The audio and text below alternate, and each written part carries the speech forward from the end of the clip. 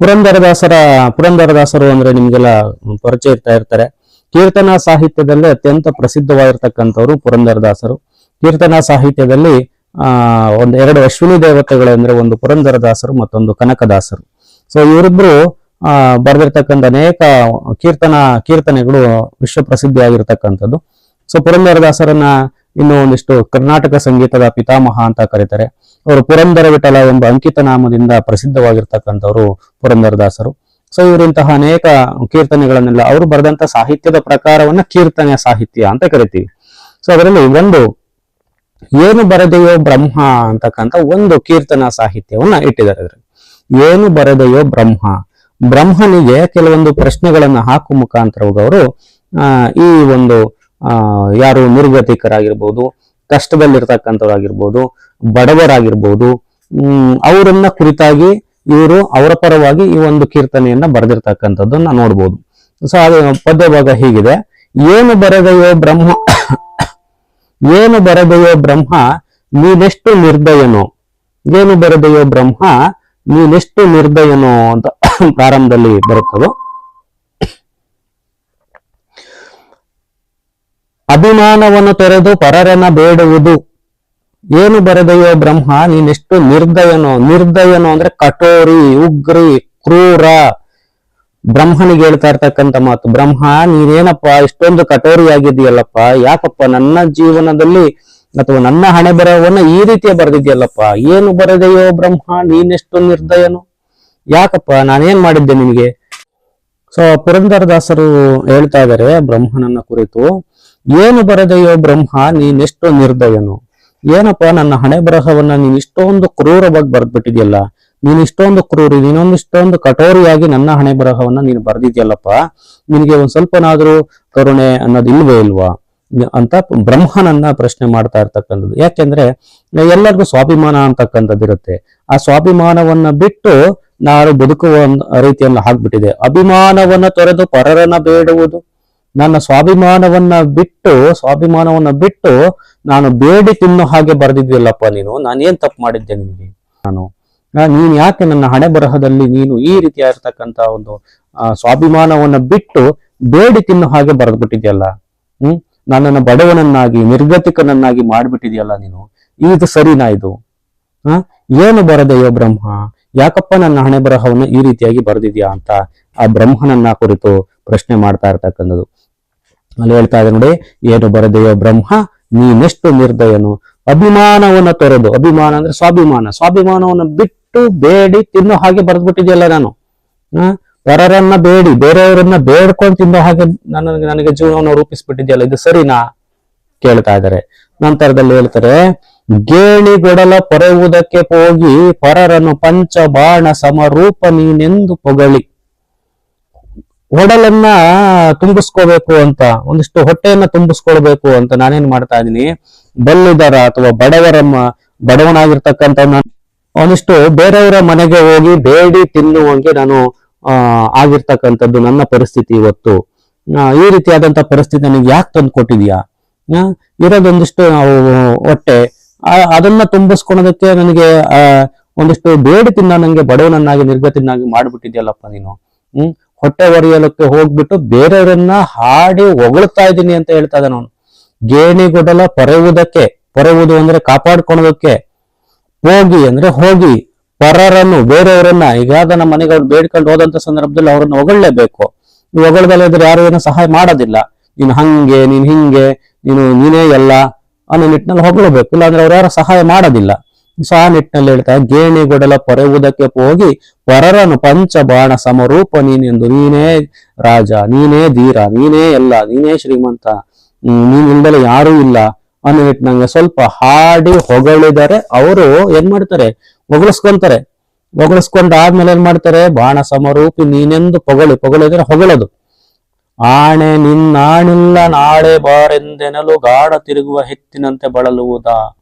ನನ್ನನ್ನು ಏನ್ ಮಾಡ್ತಾರೆ ಅವರು, ಹೊಗಳಿಸ್ಕೊಂಡ್ಬಿಟ್ಟು ಒಂದು ನಿಟ್ಟಿನಲ್ಲಿ ನಾಳೆ ಮತ್ತೆ ಬಾ ಅನ್ನೋ ನಿಟ್ಟಿನಲ್ಲಿ ಏನ್ ಮಾಡ್ತಾರೆ ಅವರು ವಾಪಸ್ ಕಳಿಸ್ತಾರೆ. ಆಣೆ ನಿನ್ನಾಣಿಲ್ಲ, ಏನು ಇಲ್ಲ ಕಣಪ್ಪ ನಮ್ಮನೆಗೆ ಅಂದ್ಬಿಡ್ತಾರೆ ಅವರು. ಒಂದ್ ಸ್ವಲ್ಪನೂ ಆಣೆನೂ ಇಲ್ಲ, ದುಡ್ಡಿಲ್ಲ, ಏನು ಯಾವುದೂ ಇಲ್ಲ ಅಂತ ಏನ್ ಮಾಡ್ಬಿಟ್ಟು ಹೇಳ್ಬಿಟ್ಟು ನಾಳೆ ಬಾರೆಂದೆನಲು, ನಾಳೆ ಬಾರಪ್ಪ ಇವತ್ತೇನು ಇಲ್ಲ, ಈ ತರ ನಾವು ಹೇಳೋದೆಲ್ಲ ಹೇಳಿಸ್ಕೊಂಬಿಟ್ಟು ಕೇಳೋದೆಲ್ಲ ಕೇಳಿಸ್ಕೊಂಬಿಟ್ಟು ಹೊಗಳಿಸ್ಕೊಂಬಿಟ್ಟು ಆಮೇಲೆ ಏನು ಕೊಡ್ದಂಗೆ ನಾಳೆ ಬಾ. ಗಾಣ ತಿರುಗುವ ಹೆತ್ತಿನಂತೆ ಬಳಲುವುದು. ಗಾಣ ನೋಡಿದಿರಲ್ಲ, ಹಳೆ ಕಾಲದ ಗಾಣದಲ್ಲಿ ಗಾಣಕ್ಕೆ ಎತ್ತನ್ನ ಕಟ್ಟಿಬಿಟ್ಟು ತಿರುಗ್ಸಕ್ ನೋಡಿದಿರ, ದಿನನಿತ್ಯ ತಿರುಗೋದು ಅದು. ಆ ರೀತಿನಲ್ಲಿ ಎತ್ತಿನ ಹಾಗೆ ತಿರುಗಿಸ್ತಾರೆ ನನ್ನ ಅಂತ ಹೇಳ್ತಾ ಇದ್ದಾರೆ. ಗಾಣದಲ್ಲಿರುವ ಹೆತ್ತಿನ ಹಾಗೆ ನನ್ನನ್ನ ತಿರುಗಿಸ್ತಾರೆ, ನನಗೆ ಆಯಾಸ ಆಗುತ್ತೆ ಅಂತಾನು ನೋಡುದಿಲ್ಲ. ಬಡವರನ್ನ ಕುರಿತು ಆ ಬ್ರಹ್ಮನಿಗೆ ಹೇಳ್ತಾ ಇರತಕ್ಕಂತ ಮಾತು. ಬಡವರ ಪಾಡ ಇದು, ಅವರು ತಮ್ಮ ಹೊಟ್ಟೆ ಬಟ್ಟೆಗೋಸ್ಕರ ಏನ್ ಮಾಡೋದಕ್ಕೂ ಸಿದ್ಧನಾಗಿರುವಂತ ಸಂದರ್ಭ ಅವ್ರ ಸ್ಥಿತಿ ಅದು. ಅದಕ್ಕೆ ಸ್ವಾಭಿಮಾನ ಬಿಟ್ಟು, ಅಭಿಮಾನವನ್ನ ಬಿಟ್ಟು ಬೇರೆಯವ್ರನ್ನೆಲ್ಲರನ್ನ ಬೇಡ್ಕೊಂಡು ಕಾಡ್ಕೊಂಡು ಹೇಗೋ ನನ್ನ ಇರುವಂತ ಒಂದು ಹೊಟ್ಟೆನ ತುಂಬಿಸ್ಕೋಬೇಕು ಅನ್ನೋ ನಿಟ್ಟಿನಲ್ಲಿ ಹೊಗಳ್ತಾರೆ. ಅವ್ರಿಗೆ ಹೋಗಿ ಅವ್ರ ಮನೆ ಕೆಲಸ ಮಾಡ್ತಾರೆ. ಆದ್ರೂ ಅವ್ರ ಏನ್ ಮಾಡ್ತಾರೆ, ಇವತ್ತೇನು ಇಲ್ಕನಪ್ಪ, ನಾಳೆ ಬಂದ್ಬಿಡು, ನಾಳೆ ಬಾ, ನಾಳೆ ಹೋದ್ರೆ ತಿರ್ಗಾದೆ, ಮತ್ತೆ ಬಾ, ನಾಳೆ ಬಾ, ಈ ರೀತಿಯಾಗಿ ಹೇಳ್ತಾರೆ. ಒಂಥರ ಗಾಣದ ಹೆತ್ತುಗಳು ತಿರುಗ್ತಾವಲ್ಲ, ಹಂಗೆ ತಿರುಗಿ ನನಗೆ ಆಯಾಸ ಆಗ್ಬಿಟ್ಟಿದೆ, ಇರೋದೊಂದಿಷ್ಟು ಹೊಟ್ಟೆ ಬಟ್ಟೆಗೆ ಈ ರೀತಿ ಇರತಕ್ಕಂತ ಒಂದು ಕಷ್ಟ ನೀನ್ ಕೊಡೋದು ಅಂತ ಆ ಬ್ರಹ್ಮನನ್ನ ಕೇಳ್ತಾ ಇರ್ತಕ್ಕಂಥದ್ದು. ಏನು ಬರದೆಯ ಬ್ರಹ್ಮ, ನೀನೆಷ್ಟು ನಿರ್ದಯನು, ನನಗಿರುವಂತ ಒಂದು ಹೊಟ್ಟೆನ ತುಂಬಿಸ್ಕೊಳೋದಕ್ಕೆ ಆಗ್ತಾ ಇಲ್ಲ ಅಂತ ಒಂದು ಕಷ್ಟವನ್ನ ಕೊಟ್ಟಿದ್ದೀನಿ, ನೀನೇನಪ್ಪ ನೀನ್ ಇಷ್ಟೊಂದು ನಿರ್ದಯ ಆಗ್ಬಿಟ್ಟಿದ್ಯಾ ಅಂತ ಕೇಳ್ತಾನೆ. ಆ ನಂತರದಲ್ಲಿ ಬೆಲ್ಲಿದರ ಮನೆಯ ಬಾಗಿಲ ಕಾಯ್ದು ಬೇಸತ್ತು ಸೊಲ್ಲಿಗೂ ಅವರ ಕೊಂಡಾಡುತ್ತಾ. ಬೆಲ್ಲಿದರು ಯಾರು? ಶ್ರೀಮಂತರ ಮನೆಯ ಬಾಗಿಲ ಕಾಯ್ದು ಬೇಸತ್ತು. ಇವ್ರಿಗೇನು ಬೇಕಾಗಿರುತ್ತಲ್ಲ ಆ ಸಂದರ್ಭದಲ್ಲಿ ಅವ್ರ ಮನೆ ಹತ್ರ ಹೋಗ್ತಾರೆ, ಕಾಯ್ತಾರೆ, ಇವತ್ತು ಬರ್ತಾರೆ, ನಾಳೆ ಬರ್ತಾನೆ, ಸಹಾಯ ಮಾಡ್ತಾನೆ, ಕಾಯ್ದು ಬೇಸತ್ತು ಬಿಟ್ರು. ಹೆಂಗೆ ಎತ್ತು ತಿರುಗದಂಗೆ ತಿರುಗಿ ಆಯಾಸ ಆಗುತ್ತಲ್ಲ, ಹಂಗೆ ಇವರು ಇವತ್ತು ನಾಳೆ ಬಾ ಅಂತ ಹೇಳಿರ್ತಾರಲ್ಲ, ನಾಳೆಗೂ ಹೋಗ್ತಾರೆ, ತಿರುಗಾದೆ ಕಾಯಿಸ್ತಾರೆ. ಇವ್ರ ಮನೆಯಲ್ಲ ಅವ್ರು ಫ್ರೀ ಆಗಿದ್ರು ಸಹ ಬಂದಿದ್ದಾರೆ ಅಂತ ಕಂಬಿಟ್ಟು ಕಾಯಿಸೋದು. ಸೊಲ್ಲಿಗೂ ಅವರ ಕೊಂಡಾಡ್ತಾ, ಸೊಲ್ಲು ಅಂದ್ರೆ ಮಾತಿಗೂ ಅವ್ರನ್ನ ಕೊಂಡಾಡ್ತಾರೆ. ಇವ್ರೇನೋ ನನಗೇನೋ ಸಹಾಯ ಮಾಡ್ತಾರೆ ಅಂತ ಮಾತಿಗೂ ಕೊಂಡಾಡದೆ, ಮಾತಿಗೂ ಅವ್ರನ್ನ ಹೊಗಳ್ತಾ, ಹಾಡಿ ಹೊಗಳೋದು, ಕೊಂಡಾಡುತ್ತಾ ಅಂದ್ರೆ ಹಾಡಿ ಹೊಗಳೋದು ಅವ್ರ ಮಾತುಗಳಲ್ಲಿ ಆ ಶ್ರೀಮಂತರನ್ನ. ಆದ್ರೂ ಅವ್ರನ್ನೆಲ್ಲರನ್ನ ಕೇಳಿಸ್ಕೊಂಡೇನಂತಾರೆ, ಇಲ್ಲ ಈ ವೇಳೆಯಲ್ಲಿ ತಿರುಗಿ ಬಾ ಎಂದೆನಲು. ಇಲ್ಲ ಕಣಪ್ಪ, ಈ ಸಮಯದಲ್ಲಿ ಏನೂ ಇಲ್ಲ ಕಣಪ್ಪ, ಮತ್ತೆ ನಾಳೆ ಬರ್ತೀಯಾ, ಮತ್ತೆ ಅದೇ ನೋಡಿ ನಿನ್ನೆ ಏನ್ ಹೇಳಿದ್ರು, ಇವತ್ತೇನೂ ಇಲ್ಲ, ಆಣೆ ನಿನ್ನ ನಾಳೆ, ನಾಳೆ ಬಾರೆಂದೆನಲು ಅಂತ ಹೇಳಿದ್ರು. ಓ ಹೌದಾ, ನಾಳೆ ಏನೋ ಸಹಾಯ ಮಾಡ್ಬೋದು, ನಾಳೆ ಬಾ ಅಂತ ಹೇಳಿದ್ರಲ್ಲ, ಇವತ್ತು ಹೋಗ್ಬಿಡೋಣ ಅಂತ ಹೊರಟೋದಂತವ್ರು. ನಾಳೆ ಏನಾಗುತ್ತೆ, ನಾಳೆನೂ ಹೋಗ್ತಾರೆ, ಮತ್ತೆ ಅದೇ ಹೊಗಳಿಕೆ. ಬೆಲ್ಲಿದರ ಮನೆಯ ಬಾಗಿಲ ಕಾದು ಬೇಸತ್ತವ್ರ ಮಾತಿಗೆ ಹೊಗಳಿಕೊಂಡಿದ್ದಂತವ್ರಿಗೆ ಅದನ್ನೆಲ್ಲ ಕೇಳಿ, ಈ ವೇಳೆಯಲ್ಲಿ ಏನಿಲ್ಲ, ಇಲ್ಲಪ್ಪ ಈಗೇನು ಇಲ್ಲ, ನಾಳೆ ಬಂದ್ಬಿಡ್ತೀಯಾ. ಇವ್ರದ್ದು ಹೆಂಗಾಗೈತೆ ಅಂದ್ರೆ, ಬಾರೆಂದೆನಲು ಅಲ್ಲವನು ತಿಂದ ಇಲಿಯಂತೆ ಕೊರಗುವುದು. ಹಸಿದ ಇಲಿಯಂತ ಇವರ ಪಾಡು, ಹಸುವಿನಿಂದ ನರಳಾಡುವಂತಹ ಪಾಡು. ಅವ್ರು ಬಂದಿರೋದೇನು, ನಿಮ್ ಮನೆಗೆಲ್ಲ ಕೊಟ್ಬಿಡಿ ಅಂತ ಬಂದವ್ರ?